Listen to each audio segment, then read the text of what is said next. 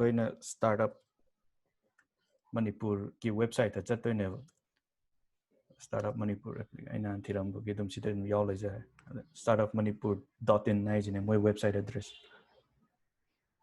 and no way applicant me am gidi whether category any oi taragazu idea or revenue or stand up or sigi is apply tawrani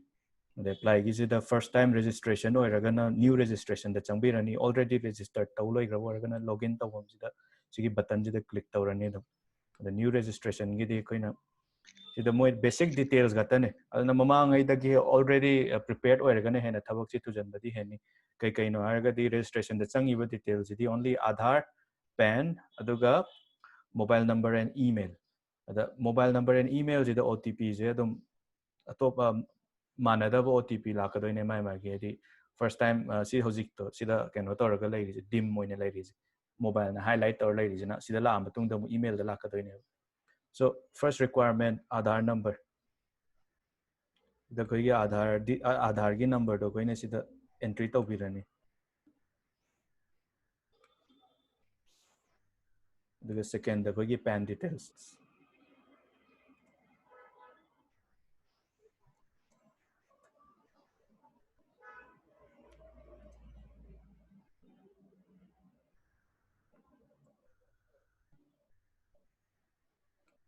sida koi gi SMS lakadaba mobile number do sida irani sida OTP tar kadoi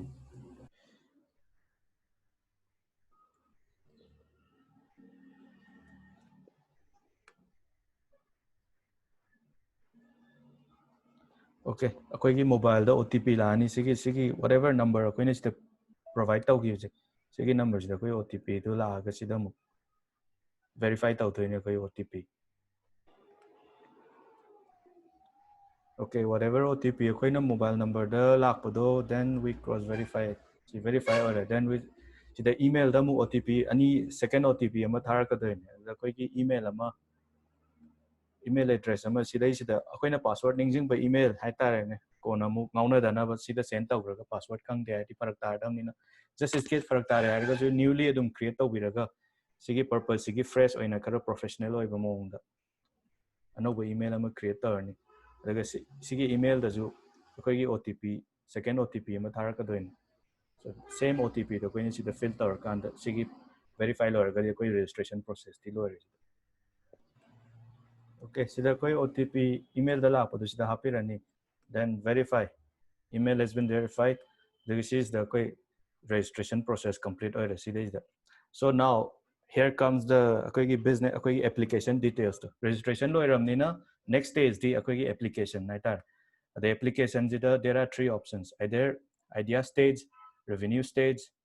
or stand up Manipur the stand up Manipur je koi gi mamangi batch stage introduce to buni but still direct sida in a website to in hapak padi anda ki sinadi sina hapak por mal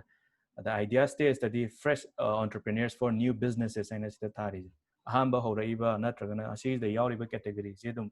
manung da su khangakini chhatra natragana koi gi chhatra haragadi probably hedi mostly above 18 gi type tairani because moida moigi personal kona hangkada details bank details adu dam 18 gi mamang dadi joint account in final ni na but nonetheless I'm not sure ko adugi mamang gi class 11 12 angang jo thajam da kangde try tawragadi yeng be ajane but college student definitely they are allowed idea stage dana koi gi suau howdriba business hedi idea amdi leijaba sima tawninge kaina ahomba ama purakninge entrepreneur oininge haibagi so those are the people fresh oina new business ama honingba mi jingjigi revenue stage in a koi already established tawraga lairaba at least up to 7 years ko koi requirement ki matung in startup Manipur gi at least 7 years faugi sigi hena hanbadi yar 7 years tagina so running from at least 2 to 7 years because 2 to 7 years is the koi horen details kada lakani revenue stage ki stand up Manipur jina koi sida yauriba category groups scheduled caste scheduled tribe OBC minority disabled and women sigi group ki oina special oiba keno koi application hai tar sijina koi general and common application neba whereas sigi jina specific to only SC ST OBC Manipuri disabled and women gi oiba ada stand up manipur je india gi oina dum central oiba scheme ne but then akoina central oiba scheme do koina sina localize amuk tawraga stand up manipur ha one direct oina di india gi da kauba website india gi oiba scheme do budi stand up india na kau ne standupmitra.in leibane website adum changaga adum khangni ada anyways idea stage tagi hana koi chang so idea stage kine so confirmation ama pirani idea stage oragadi so idea stage or atopada ju do mogi almost sigi details e lamsam adu manana hakani business info ama lerani but only revenue that is the extra financial details have ama lakani other than that aigi personal information ama business information ama aduga aigi pitch ama so personal information the yauriba details idi kai kai no harakanda aigi already ngasai registration process ta hap kiba details mayam do already auto update tawjare sida moina aduga aigi lemhoriba details aigi ming then aigi district address pin code date of birth then aigi aadhar ga pan card ka gi copy do aduga idudi sida upload tawraga dum aigi personal details aina sida save tawrani ada hojipudi adum sigi process sida personal information menbal oiragadi anyway sigi sida switch tawi yani anytime anywhere ko aina personal info gi yani harga so sida main loir kanda mail liba pot khuding makki adum aina sida save tawgadam neba ada sigi the submit tawdribawdi I can still update anytime adum aina sida number ama oirasu sigi sida sigi address kumba whatever sigi the period details adum aina onthok onjin di khara tawba yang business details tana kai lakadoino har kanda idea stage kinina just basic information hai tare koi ki business ta changi ba darkar hai the business name hai radi aina karigumba organization ama establish tawre hai tara kadi ai gi business si kai min kaudoino hai for example koi ki locally adum xyz ko chawba enterprise to enterprise whatever sumba business name do adugi da koi gi da ama sida thonbirani koina kaugadaw dai tar ju enterprise har ge adum thondabana haidi kayani yamna basic adum mayamna tawnaba moongda tawdabida khara startup ne hairagadi startup ki criteria da challi do ngasai adugi fulfill tawnaba dum business name da khara unique oiba amadin thoningi mayamna ju hek haibada gyan haidi tok khara stand out tawba ma hai tare ne just akoi gi locally dang sum khallaga akoi gi local da dum yaragadi yare haibagi moongda nataba ko adumba business name ama establish tohningi haidi mayamna ju kona mingdo kahani brand oina chala kan da su khara keno tawba nungai na bai tar recognize tawba the business address na koi gi business units koi gi establish tawribo organization se kadai da hang ga doino na haibado kana gum khara di dum yum da dum hang ba yai kana gum khara na bhara lauraga atopa location amma da hang ba yai so that is adugi address to ne bisi the main ga da bisi na categories is na koi gi housing asagi I apply to kan da is either general la I student la I women la have nasagi stand up to the revenue stage kineba whereas sigi ideas is the first time entrepreneur oining ba ma on the idea business di how driba howning ga di lairaba adu matang da koina support pamak pa sarkar gi natragana koi gi business ki knowledge ta oirasu whatever sigi details required or ko me amina so which category do I fall into have the homes in a period options category either student natraga women natraga general the student or women the chandabaduna general da dum apply tawirani aduga and the direct customer hai region aina tawdoriba business idea oiragasu aina tawra ebu khalat khan taragadi sigi business sigi aigi oidoriba customer ji kanano sine aina direct customer da yon taragadi haidi example oina akoi gi any akoi manipur da mostly train oina chanari je se restaurant ko food chain restaurant ji akoina serve tawri je customer da ni dukan akoi gi unit ama establish tawr kan restaurant gi spot ama aduda akoina serve tawri je akoi laiba customer dun so those kind of business id direct akoina customer da yon taragadi b2c kaurani the business to business na customer da yon bai mahutta akoina direct business to the yon ba example akoi gi local context di business to business ki haragadi yen je yen je akoi chicken center je everywhere hangaga laibane or every locality da aduna every locality da hanga laibido akoina large field amadagi maji cooperative ki mong the style da tawbo oirambe yai natragana whatever magi personally oina farm do le yen do lising da loiraga chauna laibo oirambe yai aduna ta vida sudum direct mana mayam da thadaraga mana khomjalaga mana yen mayam da puraga chicken center mayam da thari do that is business to business ne हाइदे business to customer येन गी मतंग जिदना अखोइना chicken centre दा येन दु लेबा चलगा अखोइना लेरुरिदो केजी दा अदुना हुजिकी चिकन सेंटर दुना अखोइददी बिजनेस टू कस्टमर नेबा वेरेस अखोइगी हुजिकी चिकन योलिबा मीदुना मसागी ओन हाइदी मसागी ओन फार्म गा तौरगा अदुदगी कागा योनबा नत्रगदी थारारगा लौरगा मोइना मु योनबोय तारगदी हुजिकी येन थारारिबा मीदो मोइदी बिजनेस टू बिजनेस ने सिमिलरली बिजनेस टू गवर्नमेंट है हरकानदी अखोइना तौरिबा सर्विस से अइना गवर्नमेंट की द सर्विस पीबो तारगदी आइदर पोट योनबोय तारगसु नत्रगना अइना केनोदा सर्विस अमा पीबा हाइ तारगसु अदुगी मतंग हाइदी अखोइगी कस्टमर हाइजे बेसिकली अखोइबु पैसा पीरिदो हाइ तारे अखोइगी पोचै लैबगी नत्रगना अखोइगी सर्विस तौबगी so those are the customers अना अखोइगी बिजनेस से हाइदी आइगी प्रोजेक्ट से गवर्नमेंट की मखादा अइना तौबोय तारगदी गवर्नमेंट अइंगोंदा पैसा पीदोय तारगदी अदुगी प्रोजेक्ट तुदी बिजनेस टू गवर्नमेंट लानिबा कस्टमर दन ओके अदा टारगेट कस्टमर हाइजिना स्पेसिफिक होइना हाइ तारे हौजिकीदुना डायरेक्ट कस्टमर दुना अखोइगी बिजनेस स्ट्रक्चर गी दनेबा टारगेट कस्टमर हाइगना लैदौरिबा मीजिगी पर्सोना जे कस्टमर जे मसा कमाइन तौगे जे फॉर एग्जांपल अइना फी गी फनेक अमा योलगदी ऑब्वियसली अदुम नुपा गैदी चेनाबदी नैतमनिना अइगी टारगेट कस्टमर दी ऑब्वियसली अदुम वुमेन तारनीबा अदा वुमेन दुदा अइना हेना खरम स्पेसिफिक ओइरकांदा हौजिकी अंगांग गैदी सेनाद्रेना हाइ तारगदी सेनादौरिबा अखोइगी अहन गै ओइगदौरा टारगेट से अदै तारगदी एडल्ट वुमेन एग्जांपल निको अदमाइना चमाना अखोइगी सिदैजिदजु वेजिटेबल्स है हरकांदी वेजिटेबल जे वेजिटेबल की कस्टमर जे अखोइना अंगांग मचादी वेजिटेबल दी लेदे अदुना अखोइ फैमिली दगी अहन अमा लागा लेनै नत्रगना कनागुंबा खरना वेजिटेबल की दुकान से चावना तौरगा अइगी से करिगुंबा अइना वेजिटेबल जे डायरेक्ट दुकान दा थाबो तारगदी अगेन माजे मु B2B ओर अनीबा हाइदि वेरेस अइगी सी वेजिटेबल योले एन अदुगा अइना नोइगी रेस्टोरेंट दा थाबिरगे ना हाइ तारगदी मागी का पैसा जे रेस्टोरेंट दुना पीरिने माना मी अममम दा पीबा नतमनिना अदुगी दुना मा B2B दा लानी को द सिमिलरली अद टारगेट कस्टमर से अदुम क्लियर ओइना स्पेसिफाई तौबि तारे कोइना अइगी लैदौरिबा से मसक से कमाइन तौगे सिने मोइगी पर्सोना जे customer जिंगी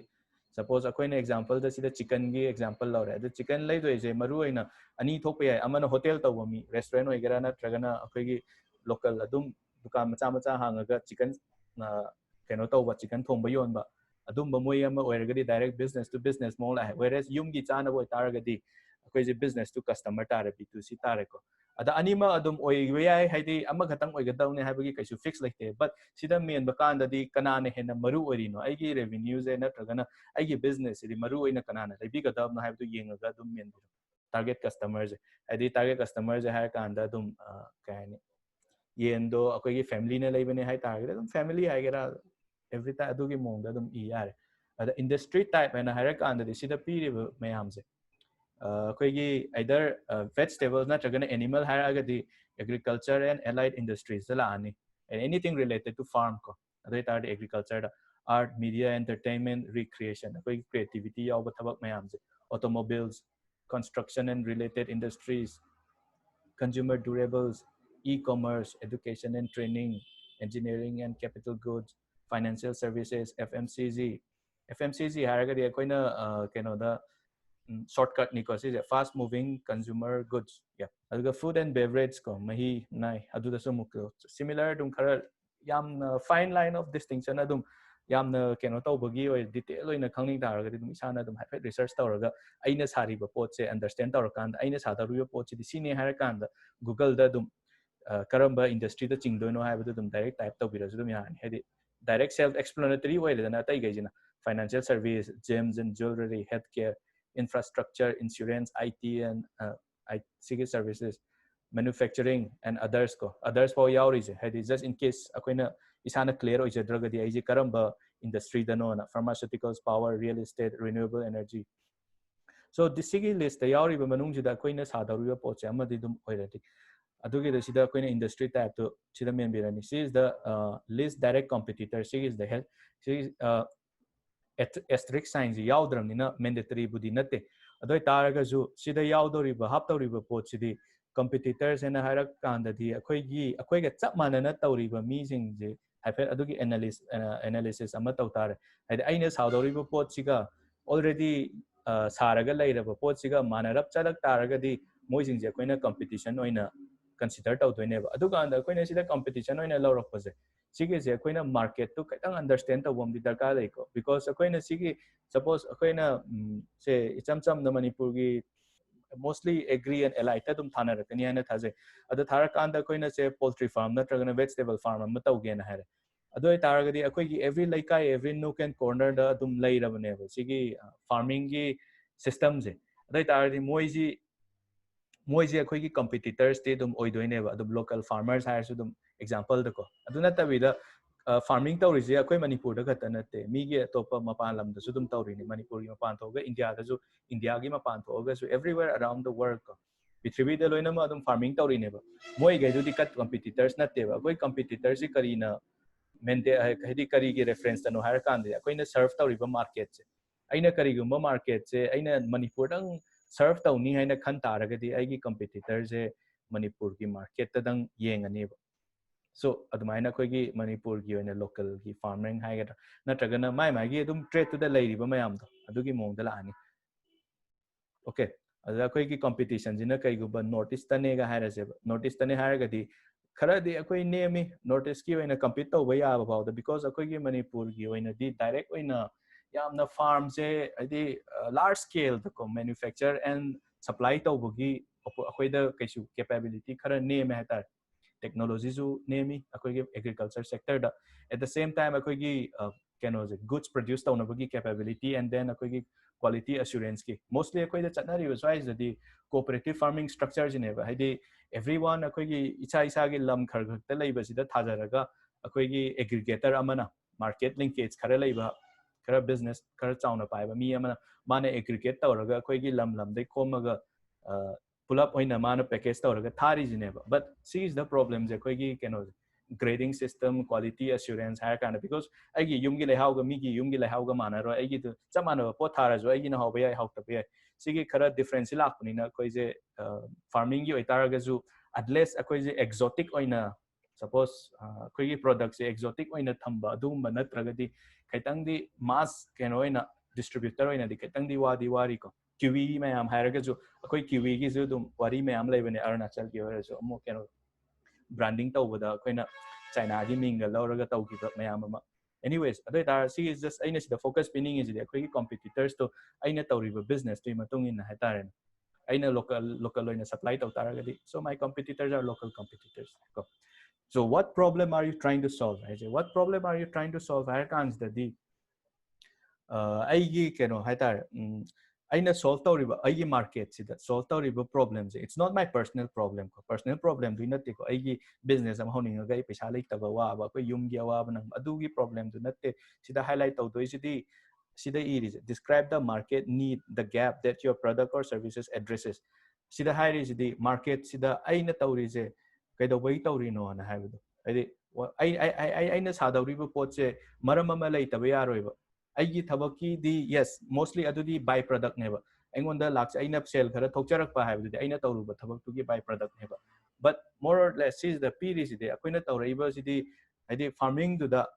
farming ama tawre haragadi farming du na cater tawdoriba farming du na solve tawdoriba problem ji karino akoi gi local gi adi local gi akoi gi demand da food ki demand da koina natragana local gi market ta koina healthy food ki demand da aigi farm jina adugi problem du solve tawdoini natragana akoi da food ki supply locally watli aduna mapan dagi adum chelaga koi import tawraga laibane aduna akoi gi import tawba ji ma pawdri khara handana ba akoi gi locally adum grow tawraga akoi sigi si tawnaba hai supply tawnaba hai bagi adu problem oibe so whatever aigi isana best ne haina khanjari bado adugi is the adugi problem du is the highlight to bitare have you received any innovation award haidi hana adu idea do haidi aina b school da tamaga di mba school gumba da am tawnai dana idea gi competition me ama natrajo koi hojik ki startup india gi haidi vibes startup ki train ji am chatna rabni na da aina business idea gi mayam ama competition mayam am ju thoeba adugumba da aigi idea se already mayamna appreciate tawgarbra haibadugi adugi duneda sigi details ineda ada no haragadi yes ai kaim taw phangdri hoju fawda first time sina try to boy doine sina yes harak taragadi sida period upload innovation and certificate award hoju ki certificate to no haragadi sida kem laitre ko ada next study maru oiba point je sigi the pitch size sigi pitch study kai men doino har kan di sigi matang the personal information jidana aina aigi maramda explain to hai tare who am I haibagi kara brief description ne si jina aiji kana no haibugi business idana business si kana no haibugi brief introduction ne akoi da piri do my business maming jina kai do ba adu kai do ba adubu akoi gi sigi application jida maru oiri jide akoi gi pitch part ne ba pitch part jida akoi na maru oiri ji kai gi no na har kan da di akoi gi manipur da mamangi aina haje gi da mamangi keno da apply tawrapda mi lising mari amuki chang de apply tawre ko 3996 la something whatever mi lising mari gi chang de apply tawre ada mi lising mari du da mi chawnga ama vegetable farming natraga poultry farming tawre chamana doine idea de because basic farming do de dom farming oi doine ba hoi ai gi product tha du manadraga di khara khenare ko ai di keno dang thani khamen dang thani natraga na ai di gobi dang thani natraga na ai di alu dang thani my way regadi my idea do kitang di khenare but nevertheless hojiki da ai loina mak chap manana tawni ha mi chawnga mak ki idea do manar kan di aina kamaina khan doino manipur gi da koi gi se selection do 20% hana ha handak na khara handar ko maybe 20% hana thame adu marak tu da kamaina khan doino ha do sigi pitch ki part si da adu gi differentiation do la kani why is my business special have do ne sigi business info part sorry sigi pitch part si da la ka do the proposed business idea and product ko proposed business idea and product have the sidam te ingbiyo ko sidam main dawri ba je content se 1500 characters 1500 characters hai taragadi chap chana paragraph kyam oidoino di ai ju hisab ti tongam dre but nevertheless sig is the ai gi idea je kaino harga kana nomna sida icham chamna hedi yamna casual oina ire na haira je poultry farming hai re sida ina icham chamna sida poultry farming is a level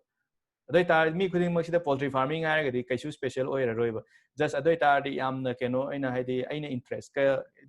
lejata arga ju aigi keno hai tar aigi sincerity du utte ba sida 1500 words explain taw hai bai maram du di aigi business and aigi product to explain taw gadam ne ba sigi sida kamaina no haidi sigi sida aina mayamda haidi hena clear oina keno taw hai tar explain taw hai tar aigi business idea maram da kamaina horokpano kamaina aigi product si kamaina oige haida ai business ki description je mayam urakanda aduga ai business ki growth sina chance to kamaina lege future da something ko adumba wari je hojik lai ri sina sigi situation jini sumaina tawgadavne sumaina lakadoi ai business se karigumba market ta leire hai targidi magi sakto utpangam gadavne ai business si kamaina tawguno ha ga sigi koi setup si sumaina leba koi ki farm jina saksina sumaina tawba magi yen gi sumaina koi ki yen je lising ama loini ha ga di koina yen chama chama gi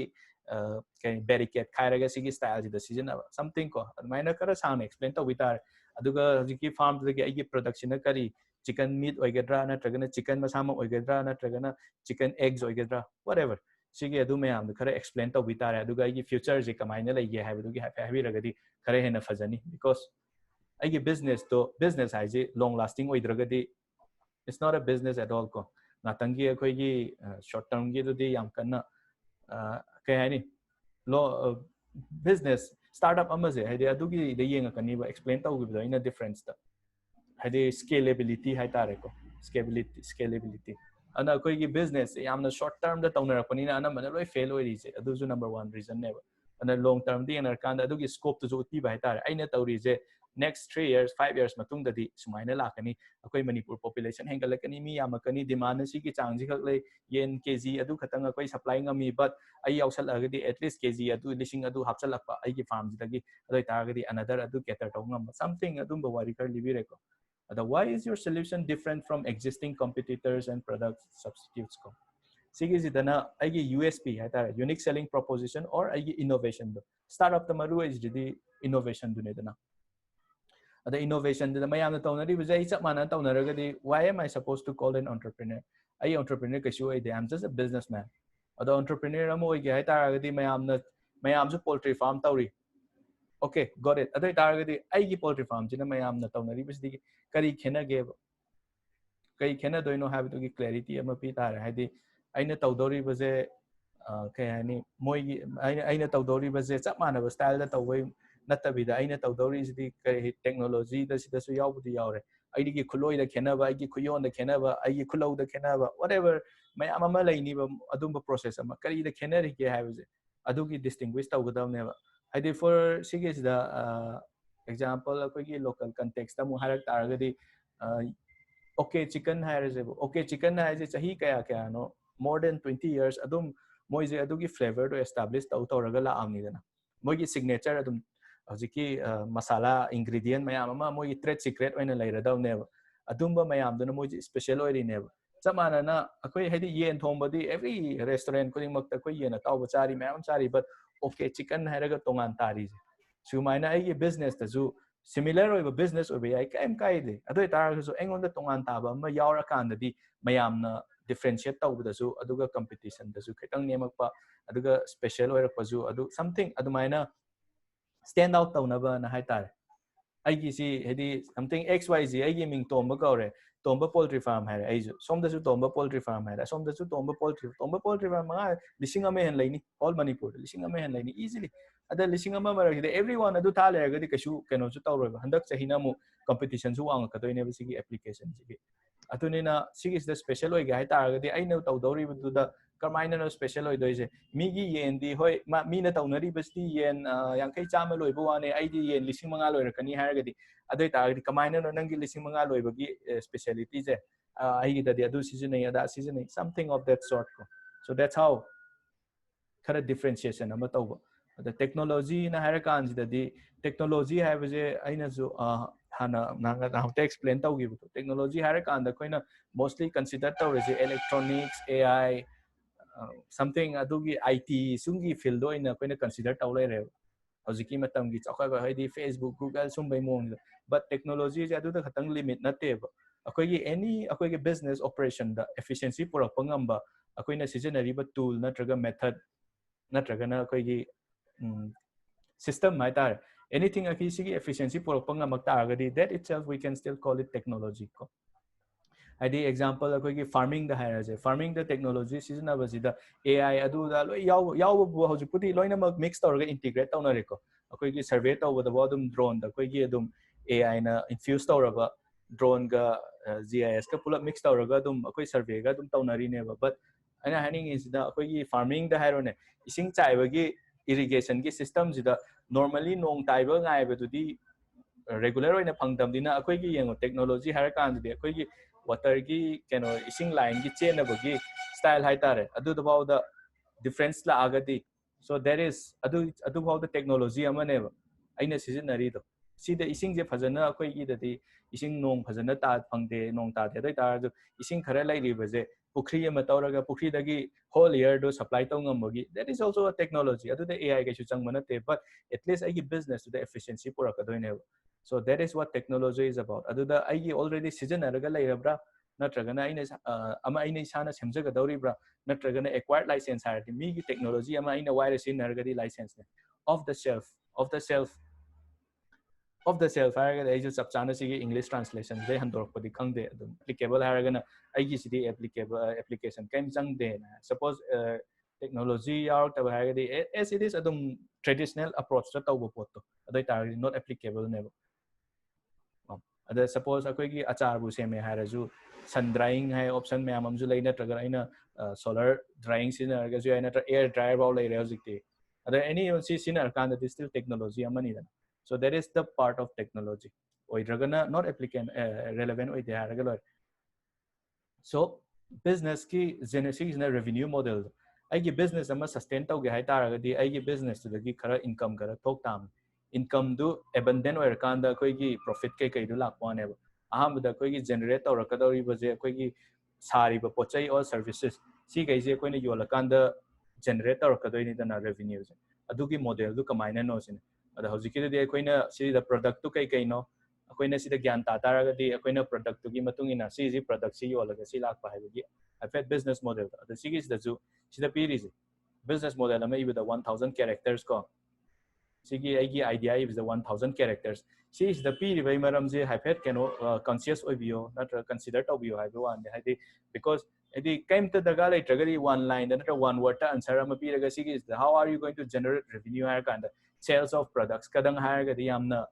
vague oiba yamna quality yaudaba answer ta eba ada sida 1000 words ki sigi is the aina chap chana aina tawri thodo aina chap chana explain taw ngam targadi aina sadawriba pochina sine aduki sida sigi at the rate of aduda yolakani haibagi every detail do chap chana pi ngam targadi selection process ta khalakpagi chance to yam thina wang be hele habni natradi yamna basic oina dum melagadi anyone amana su haidi competition do suppose mamang say the around listing mari thagat le harade handaki minimum da dum 8000 gi chang dila ani na khali the 8000 to the 20% haragadi 8 into